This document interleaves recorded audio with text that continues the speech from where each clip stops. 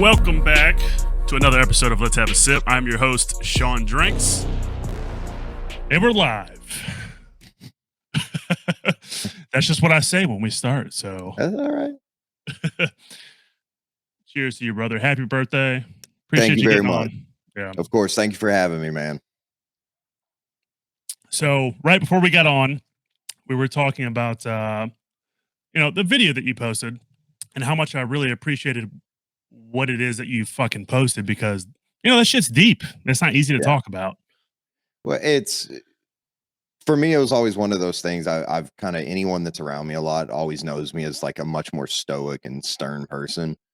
And I feel like it carries a different weight when you see someone that is normally that composed, be willing to kind of open up about things like that and just be like, yeah, I'm aware that I look like the man all the time.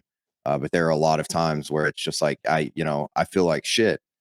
And, I feel like it carries so much more weight coming from someone like that, as opposed to like someone that's just constantly in their emotions. I feel like it's a very different impact. It's like I always joke around, if we had that one parent that never got angry, the one time they got angry, it was like, oh shit, mom's mad, please run. So I totally can resonate with everything you said to a degree. Yeah. To a degree. So, because I feel like society has raised a lot of. And now. So everything that I'm saying is specific towards men, right. Yeah. Because to a degree, I feel like society has, and I'm putting this in quotes for everyone that's watching, has raised men because, like, it's like, yeah, fucking throw dirt on that shit, man. Just keep fucking moving forward. Don't talk about your feelings. And that's one thing as I've gotten older is I'm going to talk about my fucking feelings. Yeah. And that's one thing that I've talked about my fiance, to my fiance about it is like, how I'm feeling, whether it be something so minuscule as like, right. and this is a very weird example, but if it's something so minuscule as like leaving the cabinet door open. Yes. Or something of that, I don't really know exactly how I'm trying to explain that, but like because that's one thing that I've done before is like I've left the cabinet door open right a multitude of times, and she's like, "Are you gonna fucking close that shit?" Yeah. And I'm like, "I'm sorry, I was doing something else." And it's like if there's something that is on your heart, or something that is bothering you, and you don't talk about it, eventually that's just gonna fucking blow up, and it's gonna have some repercussions. Unfortunate, like suicide. Like you had talked about with your friend, or well, it's also, I think, a lot of it carries so much more of an impact again, for men, because and again, this is not, in any way like shitting on women or what opportunities they have for mental health. It's just, it's how it is. It really is. I always joke around, there's two worlds out there. There's the world as it is, and there's the world the way you wish it was. You can only act accordingly for one of those things. And if you act the way you wish the world was in the world that it actually is, bad shit's probably going to happen to you. So it's one of those things where it's like, we've just been brought up where it was, I grew up with two very stern and serious men in my life, between my father and my grandfather. And it was that constant. It was never, it was never, how do you feel? Because, being a male, we're constantly raised that we provide. That is our job. It does not matter. And the thing with, being a provider or, quote unquote, a breadwinner or things like that, it's, your feelings aren't going to pay the bills. I grew up very much, it doesn't matter how you feel. You have a job to do today, whether it was when I was playing college baseball, whether it was when I was just growing up, getting ready to go to school, whether it was my career, my job. It was always a matter of, your feelings aren't going to pay your bills. You cannot go to the electric company and just be like, I'm sorry, I was depressed this month. I couldn't go to work. It's one of those things where it's just been generation after generation. And I still find myself definitely erring more towards the old school than what the modern day has pushed it to, where it's like, don't get me wrong, like I think people need to talk about their feelings, but I also, there's part of me in my head, like when I see like a man that can't control his emotions, that is just like, that's, you weren't raised with a dad, were you?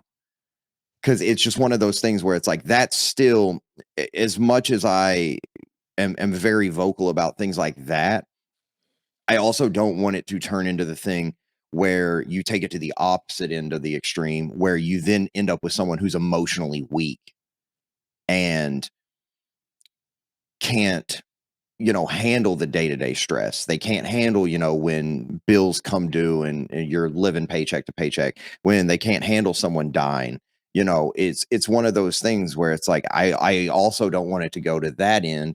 And I think a lot of times it goes to that ultimate showing of not controlling your emotion in suicide, because we don't have that ability, or I shouldn't say ability, the societal acceptance to speak about how we're feeling, and that ends up being kind of that powder keg, so to speak. So Yeah. that's always been my thing with it, man, is I don't want, um, because I've always been a pretty, like, when you see me in person at events and things like that, my world could be falling apart and you have no clue. And I've always really prided myself on that. So the ability to let people know, like, yeah, even though it looks like that, I'm falling apart. Like, it's okay. And I said a line in my video yesterday that I tell a lot of people when they come up to me, the best part of it being the worst day of your life is it can only get better. Yeah. It really can. That's the beauty of it. The worst day of your life ends. So it's just, I never wanted anyone to have to go through, those feelings by themselves, just because I did it. And it's not healthy. It's not fun, you know. Yeah. And I don't want anyone to lose anyone because of that feeling. Yeah, yeah, no doubt. And I like it was very like I don't really know how to describe it, but like the fact that you posted that video, I don't it's it's weird to say, but it made me excited because I've been talking about it so much here recently Yes. with like a lot of my personal like with my close friends, Mhm. and I bring it up on I every fucking episode that I bring on, like every Yeah. fucking that the people that I bring on here, I just talk about it because it's like it's very taboo to Yes. so Well, it there's so many things, because it's like, we grew up where, if one of your friends is having a bad day and they're kind of in their feelings, it's just like, dude, what are you doing? You're acting gay. Like, that's just mhm, what we grew up with. And it was never, and again, in this modern day, you have to say it all the time. It's like, it was never anything mean. yeah, It wasn't us like bashing someone. It was just like, dude, you're acting like a woman. Figure it out. It was just always that way. And it was like you said, the whole rub some dirt on it. Like, it's just, the phrase push it down has been like drilled into the frontal lobe of my brain, where it's just, that's the whole joke about men. We just bottle everything up inside and have a heart attack at 50 and then get our 401k. yeah.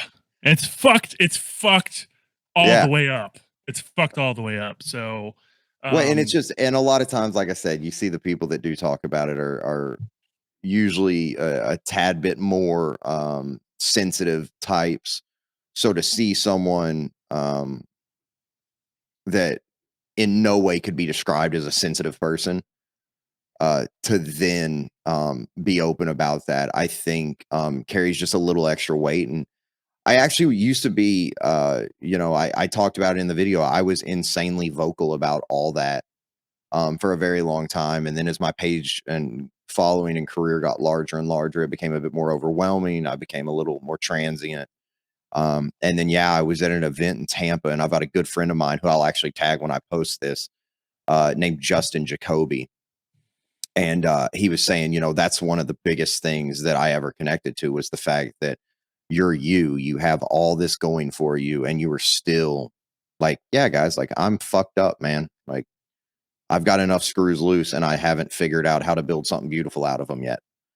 And that connected with him in a way that it took what I was doing so much further than my career. And I've always said that's one of the biggest differences between me and most people in my industry is the fact that like I am that personality. Like I'm a regular guy. I always joke around when people meet me and they're like, dude, you're so much more chill than we expect. I'm like, do you think I was going to fucking levitate or something, man? Like I'm not floating on water here, guys. Like I take pictures for a living. Like I have no reason to have an ego. That's a fucking weird thing about like not saying that you're a celebrity, but I mean that's a weird thing about like people that are on social media Yes. or actors, actresses, whatever. They treat them like they're fucking aliens. It's weird. It's So it's yeah, weird. it's yeah, exactly. It's fucking I was talking to Stacy last night. I had a young photographer that came up to me at an event in Chattanooga actually weeks ago. Well, now I guess it's been months. My time runs together. And he came up and he said, you're my idol. And I just stopped him and I said, don't ever fucking call me that again. Please. I said, I'm not saying this meanly. Don't ever call me that again.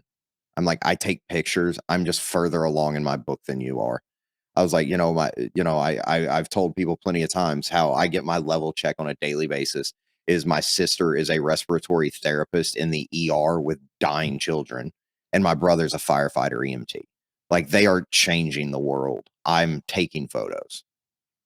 Like there's a very big difference. And I get it. That's not to discredit the feeling people get from my photos that make them connect to it in any stretch. It's one of those things where it kind of inspired my constant saying of, I don't take myself serious. I take what I do serious. That's it. I'm a guy that presses a button and I'm just hoping no one figures out I don't know what I'm doing. that's a fucking crazy thing about is like life is like Yeah.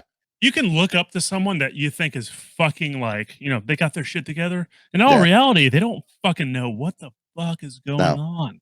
There's no such So, thing as adults. There's kids that got bigger and got dude, more problems. I That's it. fucking I fucking feel like that every day. Like you see this fucking Spider-Man I got above me. Yeah. For everyone Right. watching on YouTube, like that was my shit growing up. Like Marvel comics. I Dude, fuck you can't see it because it's a fixed webcam, but around me, what I do is I will go to used bookstores and I'll get what Funko Pops are?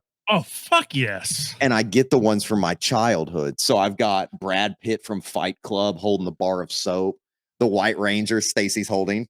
Okay. I've got the Joker. I've got Heath Ledger's Joker. I've got Axl Rose and Slash from Guns N' Roses. I've got Leonardo the Ninja Turtle, Casey Jones, the hockey mask, Okay. Razor Ramon from WWF. Hell yeah. That's actually a Funko of Stacy that she painted for me for Christmas. No shit. Wait, how do you Yeah. that's fucking dope. She found one that was a witch, and then she painted the hair purple and blue to match hers. I've got, Marty McFly on the hoverboard from Back to the Future. I've got The Rock from the 90s WWF when he wore the Versace silk shirt. I fucking I love it, man. I was joking around. It's like I said in that, everyone I think fears getting older because, I don't like I said, I don't think they actually fear the getting closer to death because they don't think about that on a daily basis. Yeah. I think a lot of it is they fear not having youthful appearance anymore. And I was joking with her. I turned 30 yesterday and I feel 8.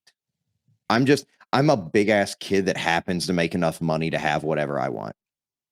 That's it. Like I get to buy all the shit I wanted when I was a kid. So it's just, nah, man. No one has their shit together. No, I told no. her, I know drill sergeants that are just emotionally out of touch. I know counselors that are mentally soft. I know world-class bodybuilders that their minds are breaking down. And I know world-class psychologists that bodies are breaking down. It's like everyone is failing in some sense. We just have compartmentalized reality into this little 5.5 inch tall box in our pocket. And we just see all these highlight reels that make people feel like shit about their own life because they don't have that same mindset. Like, oh, I'm only showing them highlight reels. Why do I think they're showing me the bad shit? Yeah, that's what fucking social media is, man. Yeah. It's fucking highlight reels. That's just how it Yeah. is. I mean, That's it. I always laugh when people are just like, you never miss a photo. I'm like, are you fucking out of your mind? I could show you all like just the raw files from concerts when I shoot them. It's like you just see that one perfect photo yeah, that took 600 to get. That's it. And that's kind of where that video got inspired from is I want people to know the worst parts. yeah, You and know, I want them yeah, to know that's normal. yeah, and I like so I woke up like I'm an early bird. I Mhm. fucking wake up so early, and I woke up and I was like, bro, I fucking love this right now. Like I don't Yeah. know what everything about it was just raw, and that's what I fucking love. And I feel Yeah. like that's like kind of like what it is that I'm doing with this podcast, even though I Yeah. didn't really realize it once I started. It was like just being raw and just fucking being who you are. Right. You know, Yeah. you know Well, what I'm it's saying? that's why I don't make any cuts and edit. Like I had a few people that were just like, I love that you left the what the fuck part in it when I thought my camera had cut out because my phone had disconnected Eh, from it. yeah, and you got up and walked, and you were like, Yeah. "Oh, yeah." So, And it's like now you all see my usual demeanor of what the fuck. It's just that is me on a daily basis. And that's kind of what I joke about in there. And it doesn't matter if I'm filming a reflection video in my backyard on my own or if I'm in the room with, you know, a CEO. I'm the exact same person and I am constantly saying what the fuck about well, something. fuck yeah, no, I love that shit. So, Thank you. I'm glad you were able to connect with that in some way, man. yeah, yeah, no doubt. So, I'm gonna rewind a little bit Absolutely. because I started something new with what I'm doing, and Okay. I fucking forgot to do it as soon as I started. But I kind of do like a rapid review of Okay. whatever it is that I'm drinking on each episode. So I am not a connoisseur at all, but I just fucking love bourbon. That's all. Yeah, of course. Yeah. So it's Wolves collaboration. Mhm. It is a blend of straight rye whiskey, and this shit is good. If you can find some, get some, everybody. So yeah, this shit's fucking phenomenal. Have you had the chance to try this at all? I don't know if I you. haven't yet. We've had a few things in the lounge lately that have really stuck out actually. But that has not come in the lounge just yet. We've had a few just kind of out of the blue though lately that have really just kind of it's one of those blow your socks off type bourbons. So speaking of blow your socks off, Duran told me that you have like a 500-year-old bourbon that you got from Buffalo Trace. Oh, okay. He was talking about the OFC. No, no, Oh, no, oh, no, no. It wasn't OFC. It was like a distillery. Apparently in your past you used to date someone that was of a blood relative of Buffalo Trace. Was he fucking with no, no, me? no, no. Okay, so I know exactly what he's talking about. It was the experimental batch of OFC is exactly what he's talking Okay. about. And what it was is it was a Christmas gift years ago in a those little have you ever bought an experimental set that you can get on the shelf where they come in the little bottles? And Yes. they're not 750s, they're not quite 375s. There's something underneath that, maybe 250 milliliters or something like that. Yeah. And essentially what they would do is leading up the 5 years before tapping the barrel, they would tap it once a year to see where the flavor was at. And then they would bottle some of that as an experimental for the staff. Well, at the time, the young lady I was with was working at the a place called the Woodford Inn, or a lot of people call it Addie's, which is what it's technically named on the sign. It's a bed and breakfast in the center of the Bourbon Trail. Oh shit. Um, it's where I met Julian Van Winkle. That's a funny story. I'm sure we can get into here in a minute. But what would happen is the people there at the distillery, what they would do is they would hand it out to staff, being an experimental, because they just wanted to see, is it on the right path, flavor profile wise. And then they would just give it out to family, or I'm sorry, to staff. If there were people not on staff, and there were some left over that they knew, they would contact them and ask them if they wanted some. Well, the young lady, she had just gotten a job at Woodford Reserve actually at the time, and had gotten one of those experimental bottles. She gave it to her mother, Carrie, and then that was a gift for me. And that's what I had brought in, because I remember I got quite a few messages. I don't know, 3, 4 days later, of, you couldn't have waited a fucking week, man, for me to get back. And it was just really neat, to see people get to try something that, otherwise they don't really get to try. It's the same thing. I'm sure you've had, or you're having, my buddy Andy Peters on here. I would love to have him on here. Haven't not had the opportunity. Andy is a fucking dude. He's fucking dope. Yeah, Man. Andy's the closest thing I have here to blood. Yeah. And Andy's my brother. And it's one of those things where I don't want to say I take so much of my kindness, and sharing with people, as much as him and I just happen to reflect the same values of that. And it was kind of the same experience as like when he brings in his collection to the lounge, and people get to try things that otherwise they would absolutely never in a million years have the chance to try. Yeah. He brought in the big wooden display of like a 95 OFC, in a couple weeks ago. Um, these imported still, tequilas, just straight out of the still. Just these really unique things. He brought in what, him and I cracked open for his birthday years ago, Glenmorangie Pride. It's Oh, yeah, yeah. That yeah, yeah. $1,000 a pour at a bar. We've got one bar in Chattanooga that has a bottle of it. Whiskey Thief? Yeah. Yeah. And it starts at 1,000 a pour, and we cracked that open for his birthday, and then he got the bottle and took it home, and him bringing that in, and people getting to try stuff like that. It's like, but it's not just bourbon. That's why I love that bourbon and the cigars kind of go hand in hand together, because it's like I can do that with cigars, where we've got a few members at the lounge that are nice guys, but they maybe work a career that doesn't facilitate smoking a $30-$40 stick, and I have the ability to kind of okay, here you go, enjoy this, happy birthday or Merry Christmas or whatever it may be. And it's just, that's kind of the cool thing about them being able to get things like that, and try them that otherwise it would be worthless. That's it goes back to like what I said, again, kind of parlaying into the video. It's I enjoy burning my candles at both ends to shine light on others. I want, money's worthless to me.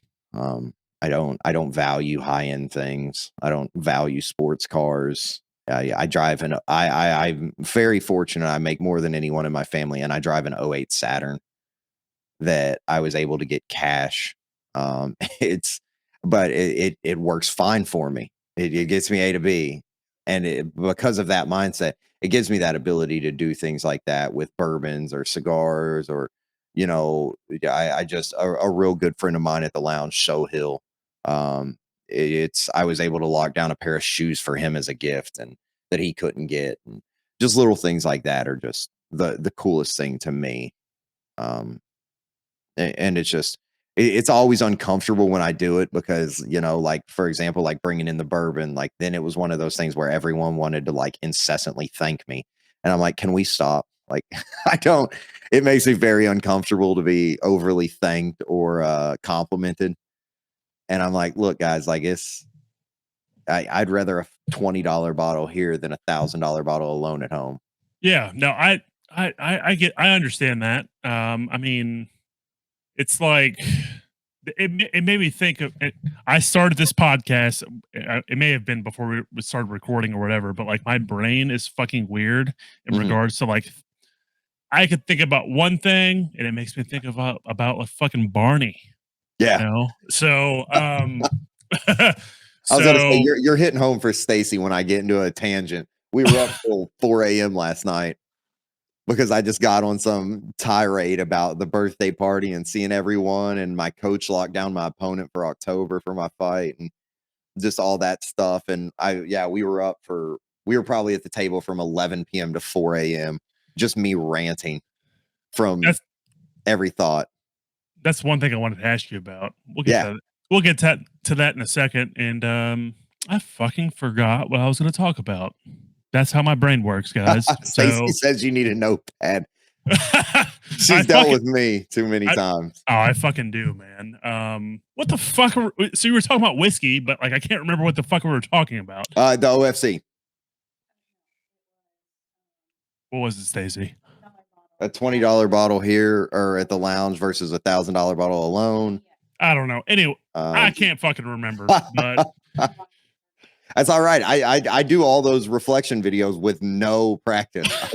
I start rolling and I'm just like, well, fuck it, we'll figure it out. well, dude, that's like I feel like if I'm doing something that's very structured, I feel very like fucking Yeah, robotic, and I can't be myself. I don't want to. I don't want to not be myself. yeah. Well, it You know? removes the approachability. Yeah, yeah, no doubt. So, God, you know what? Fuck, I can't remember what I was gonna say. This is bullshit. Fuck. I was gonna say I can name all anything that would involve me: boxing, photography, bodybuilding, bourbon, cigars, I don't know. mental Well, illness. my life's my brain's weird. So I did want to ask you because I wanted to start doing this because I Yeah. know you brought up psilocybin. Yes. So now psilocybin is pretty much like it's like what THC is to weed, correct? Yes. So Essentially, yeah. okay, It so binds your serotonin receptors. okay, so I would love to take the time to consume some psilocybin, Mhm. and I have a very I struggle with anxiety quite a bit, Yes. and I'll bite my nails. I'll do just I'll be driving home from work, Mhm. and like it'll hit me like that, and I'm like, what Yeah. is wrong with me? Yeah. And I would love to take the time to do that. So like what was your experience like your mindset prior to actually taking it and Yeah. then actually taking it? I would say prior to it, it's just kind of one of those like as sad or depressing as it may sound to somebody with the wrong mindset. It was just kind of that last ditch effort Okay. where it was like, I've got to figure this out. Like I cannot keep, and I can't keep, we were joking last night. My success last night was the fact that realistically I had 2 ounces of liquor on my birthday. Okay. I've had a pretty repeated history of drinking problems. And it was just kind of that last ditch effort of like, I can't keep drinking like this. I can't keep going down this road. I can't keep being miserable like this. I can't continue to be someone who has everything at their fingertips and is still miserable. Like that's not good. That's not healthy. That's not a way. I can't even say that's not a way to go through life because it's not living. It's just going to the next day. And it got to that point where when like chunks of time would just not be in my mind, like hours, days, weeks would almost just disappear. Like I hadn't lived them. And it was just kind of that last ditch of like, okay, I'm going to give this a shot and hopefully this works. And I've been very fortunate enough to, one of my closest friends is a neuroscientist, and he understands everything that comes with it, good and bad. And, I've talked to enough people that are, whether it be like shamans or things like that, that say like, look, this is not for everyone. Like there is the potential that, with something like this, you don't come out of it. But it was just one of those things where when you're at that last point where it's like, all right, like I gotta try. It's like, it's as bad as it seems and as much of a risk as there may be. It's like, I gotta give it a shot. And it was just, it was just one of those things where it's like, if you've ever been just tired, just not sleepy, not physically beat up, just you are just fucking tired of living. And not like not in this constant, like, I'm going to blow my head off way, but just this, like, you wake up and it's just like, God, this again. And then you get, an hour into your day and it's like, wait a minute. The best part of my day is the fact that I get to have a hot cup of coffee. And like for me, that was so unacceptable, especially to be someone who has built a very beautiful life. Everyone, knows I don't put much stress on possessions, but the ability to have essentially anything I could desire. I've built a beautiful support system around me. My girlfriend's awesome. My parents have come around after a few years of photography and really fucking support me. They're genuinely some of my biggest fans. And it's just to have all that on top of in my field to be by many considered the greatest to ever do what I do. It's it was absolutely unacceptable to me to then on a daily basis be like, God, I've got to do this shit again. And I've always loved what I do, but I've just now started loving life. And it was just, yeah, it was the life, the life jacket. It was, this may work, this may not, but I got to give it a shot. I got to try. And it was just, yeah, it really is groundbreaking. And I mean, there's a reason they're currently on the route to legalizing it federally for medicine. They've seen what it does. They've literally shown 100% studies as far as efficacy goes for PTSD, for veterans, for depression, for mental illness patients, for anxiety. Like it really is. Like as much as I'm not a hippie. I should specify that I'm not a hippie, but it's one of those things where it is funny to watch these things that are natural substances um, be essentially fixing the problems that day to day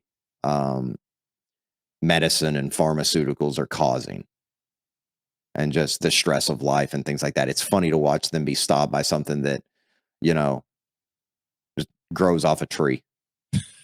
It's the weirdest thing, Yeah. but no, it's just one of those things. And I always preface it with, it's not for everyone.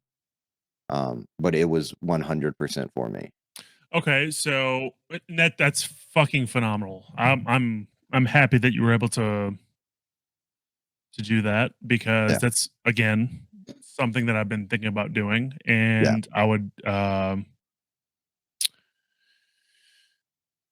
I am very curious as far as like, okay, so what was your mental state prior to using it? Mhm. And did it enhance certain aspects of your life in regards to like how you perceive Yes. what it is that you're doing in life? Yeah, 100%. I mean, prior, it was just one of those things again where it was like, okay, I know the risk of this. I know there's a thing called waiting in the lobby where whether it be, things that are more ancient medicines like dimethyltryptamine. If you've ever listened to Joe Rogan's podcast, you know all about it. Yes. Things like that. Well, what happens is if you're having a bad mental state going into it, or you try to fight it, you get this thing called stuck in the waiting room or stuck in the lobby. Sometimes people call it. And basically what it is you're just in limbo. But during those experiences, obviously, we all know Einstein proved that time is not real. Time is completely a construct that's relative based around your gravity, where you're at on the earth, what's going on. Time's not real. So obviously, even though it realistically is only 30 minutes, that's fucked. It feels like a lifetime and things like that. So a lot of it was that, like, I know the risks, but I'm giving this a shot now. I don't care. It was that, I'm scared of heights, so I skydive type thing. Okay. And then, yes, and that's a very good input there. Is that, like, one of the biggest things I had, learned over time about it is that if you do have mental health issues, you want to make sure you haven't had any depressive bouts or anxious bouts within 2 weeks before it, because that's usually what puts you in the waiting room. And that's the whole reason I kind of brought. I'm not gonna say I've had like super depressive thoughts, but like Right. you have that Like an that thing. intrusive thought. Yeah, you have that thing inside your head that's like saying like do this, do that, or Yeah. whatever. So like that was the whole reason I brought it up, was because like if you have been kind of like in a bad space, if you will, Yes. like is it okay to do that? Probably not. No. So And that was the thing, is like, it realistically was probably 6 months later than I planned originally, because okay. I wanted to wait and make sure, like, okay, this has been, and I took it a little longer. I think it was probably 3, 4 weeks before I had had any negative thoughts. And then it was just like, okay, like, it's time. Yeah. And there is the anxiety of it. There is that fear. But it's kind of, it's like, if you've ever floated in a pool, how it's like you just have to trust and relax and just Yeah. let go for you to float. If you fight even a little bit, you're going to sink. So there was a lot of that.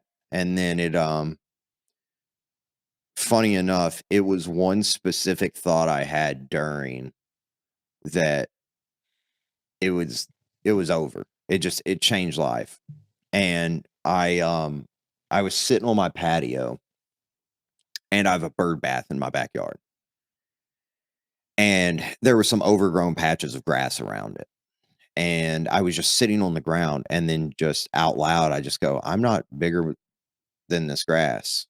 And it's the most like Jeff Spicoli Fast Times at Ridgemont High, just out of my mind statement. But I was just like, I'm not much bigger than this grass. I was like, we walk around our whole lives, and we see animals, and we see dogs, and we see, cats and trees and grass, and they're so insignificant to us if it's not our dog. And they're just so, it's not that we're disregarding them. It's just that we don't actively think like we're no more important than them. Even, I've said for a while, like, the most insignificant thing, bumblebees. This world will be fine if humans die. This world will not be fine if bees die. That's an True. insane thought. Yeah. So it just all hit me like, wait a minute. Like, okay. And then it hit me like, okay, I'm no more significant than that. So why do I have an ego about the things that have happened to me in my life? Why do I overblow them as if something bad happened to me was some groundbreaking event in the world? And then it hit me. And then the big thing was, oh, that's why I drank the way I did. That's why I did all the things I did. That's why I was miserable all the time. That's why I hurt people the way I did. It all just made sense in an incredibly short frame of time. And then even after, weeks, months after, it's just everything. It's like I said, like, when I wake up in the morning, I love the way sun feels on my skin now. The first in the morning, when there's that little crisp air, and then the sun hits you, and you feel almost like that, almost like a crackle, like when you lay down on a beach, like it's like a sizzle. It's like I love that feeling, and I love the sound of rain bouncing off the pavement, and I love the wind going through the trees, and it's just, it doesn't require me being under the influence of anything. It's just, it makes me realize how insignificant I am, and that to me is real power, because once you remove your ego, knowing that we're all specks of sand is one of the most like liberating things we can have, because then we know we have the freedom to do what we want to do and it not change the world in a negative way. It's so what if we fuck up a year? Oh no, we've got more of them. So it just kind of gave me that freedom to really love not what I do, as I already love that, but to really love just life. It made me love the people around me more. It made me love me, which is fucking very foreign. I've always said, I don't have any ego. If anything, I'm by far the hardest person in the world on me. I'm sure Stacy hates it sometimes because I will talk just insane shit to myself. It's it's just how I was raised. So it helped me get over all of that fear of, am I not good enough? Is this all there is to life? It helped me get over questions, like I talked about, like when I lost my brother when I was 20, like it helped me get over the constant question that I had for a decade of why him, not me. Like it helped me get over that. It helped me get over issues that I'd had from my young age. It's one of those things where the only thing, like the easiest way I think I've been able to explain it to anyone is it made me a kid again. It it really did. I chuckle, I laugh, I smile. I'm goofy as shit all the time. Yeah, I'm unguarded. Like I'm not. It's lighthearted. It's one of those things where it made me what I was when I was 11 years old, and I thought life was going to be sunshine. I fucking love that. Yeah. Nah, So it makes me be more confident in like my thought process building up to actually like do it because that's yes, something I'm going to do at some right. point. So it's fucking awesome. I don't really know what else to say, but Yeah, it really yeah. is, and it's one of those weird things where it's like it's not like water. You can't just say like, yeah, this is great for me. It's great for you. It's great for everybody. It's not universal, and that's the thing. Like I've always said, like it also has to be someone willing to accept like insignificance, Yeah. and that's fine for me. I've never been. Thank you, dear. I'm getting a refill here. I feel like a celebrity now. Get it, son. Um, but it's one of those things where it's like that's literally the best possible way to explain it, is like if you're someone who never really got a childhood in a certain sense of innocence or freedom or getting to do things, and become who you wanted to be, it allows you to do that. And it really shines a light on what you've accomplished, and it makes you realize that your accomplishments are much larger than you probably credit them for. Yeah. Um, but Yeah, for yeah, man, sure. it's great. So this is going to be a very broad question. Yeah. But so with everything that we've talked about, Mhm. that is a culmination of like everything that you are now. So, and photography is your fucking shit, obviously. And Yeah. so, like, what is your inspiration to go to these? For everyone that does not know, your photography is more geared towards like bodybuilding. Obviously, Yes. you do more than like bodybuilding. I've seen you do stuff for like Slipknot. Yeah. You know, Concert is my best work. Make no mistake. It's just not my most known work. yeah. So and like Dropkick Murphys, Yes. people such as those people. So, but like, what is your inspiration for all of that stuff? Like, why do you go to take pictures of bodybuilders, Slipknot, So, and stuff, people like that? So, well, I mean, the bodybuilding one is always really easy to explain to people. Years ago, after Jeremy died, I was playing college baseball at the time out in Oklahoma, and my grandmother had passed away. August today actually makes 10 years. So August 21st to January 19th. So almost 5 months to the day. Before that, my grandmother had passed away. So my mom had just lost her mom.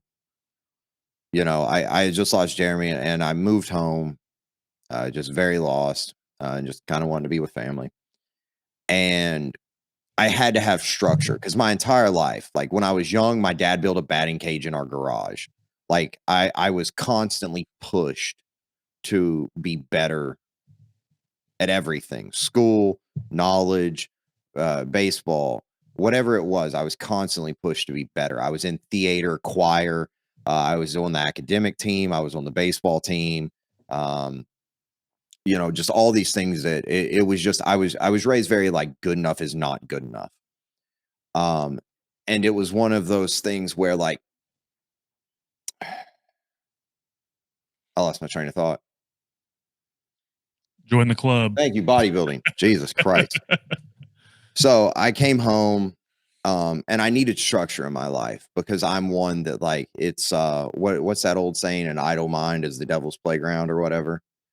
I'm very much like I would rather work myself to death um than just have nothing to do. Like even I've said for a while, I could have hit that $1 billion lottery. I would have bought a wooden sailboat and learned to sail. Like I have to learn. We were joking earlier today. Like I'm one of those insufferable people that like I can't learn a little bit about something.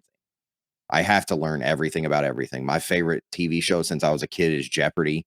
I am so full of useless bullshit that I could spit off at any given time. I was joking around. We've got a burger joint here in town that does trivia on Monday nights. And I'm like, I'm going to go in there and fuck a lot of people's Mondays up. Wait. What is it? What burger joint? What's that called? Stacked Burger. I fucking love steak. Yeah, down by the lounge. Yeah, They do Mondays at 7 p.m. They have trivia. And I don't have any brake pedals. Like I'll demolish a 6-year-old at basketball. I don't care. Like I'm not letting you, like there's no sympathy here. Board games, I will ruin a family vacation over Monopoly. Okay. Like we're not.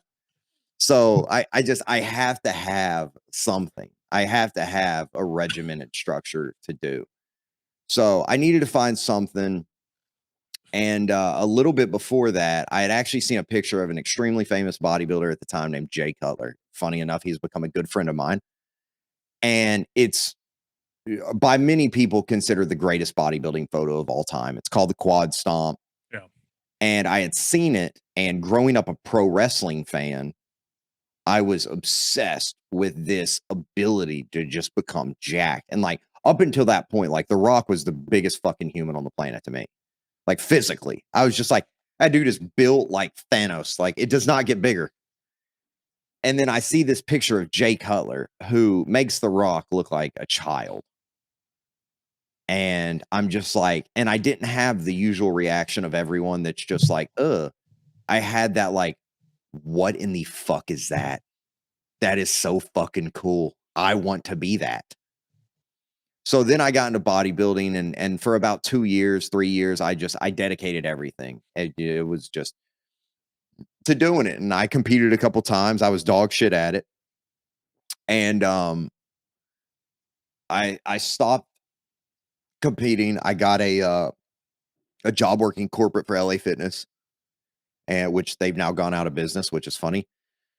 Sorry guys. And I knew that wasn't fulfilling to me. I knew that my life should not revolve around numbers the way it did, or a lack of time to myself. And then just like the overall corporate greed. It was my first time dealing with real corporate greed. Was just insane to me, like being told to lie to people and just charge their card anyway. And if they don't see it, they don't see it. Like shit like that was just bananas to me. And there was one day I pulled, and I had gotten a camera to take photos of my family on family vacation, probably 4 or 5 months before. And I pulled into the parking lot one day on my motorcycle, and I took my helmet off, And I just like out of nowhere, if you've ever gotten like intrusive thoughts that aren't negative, they're just intrusive. They just kind of come out of nowhere. And it was just immediately, my brain just got hit with like, dude, Jeremy would be so fucking disappointed that you are this miserable and still doing it. And I waved to my front desk worker. Her name was Christina. She still follows my main page. Sorry. And I waved to her at the front desk. I put my motorcycle helmet back on and I left. I didn't say a word. I didn't give a 2 weeks notice. And I essentially blackballed myself from ever getting a job again. And so that kind of made it one of those things where I was like, yeah, dude, you've kind of really got to go all in with this photo thing. And already being in the bodybuilding industry helped. And at the time, I'm living in Lexington, Kentucky, and there's two guys that really started my career and gave me a shot. One of them now is arguably the best coach in the industry. His name's Matt Jansen. Yeah. Oh, yeah. And then Dallas McCarver. And Dallas was about 4 weeks out of Olympia that year, which for those of you that do not know, Mr. Olympia is the Super Bowl of bodybuilding. It is the end all be all. And so I was at a show and we had already met. And we had gone out to eat and I was just like, hey, like, you know, I hate to fucking bother. I know y'all are close to the show. Would you mind if I just tagged along and took some pictures with my new camera? I had just gotten a new camera. And they were like, no, man, absolutely. Tag along. Just don't get in the way. So that's fine. I shoot like a fly on the wall anyway. And they let me. And Dallas was at a point in his career where when you start with that, it's like you kind of go to the top immediately. There was no build up. There was no anything. People started knowing my name, which in this industry, it was pros knowing me, which pros are a very small percentage of the industry. So I still wasn't making money, or at least I wasn't making more than what I had to upkeep. You know, I slept in my car for the majority of the first 18 months, probably.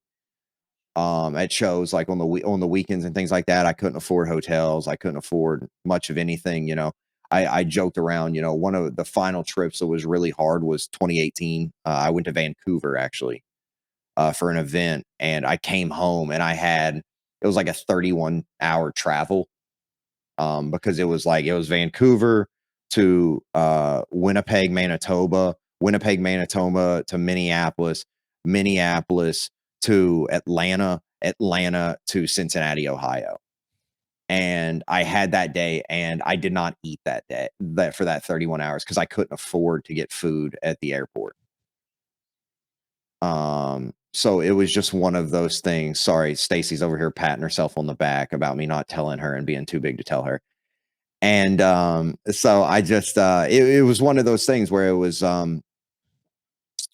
when I started going to the shows and taking photos and seeing the way it made people smile and seeing the way it made people feel. I didn't give a fuck about the praise. I still don't. I don't need people to tell me I'm the best at what I do. I want them to tell me that my work makes them feel like the best.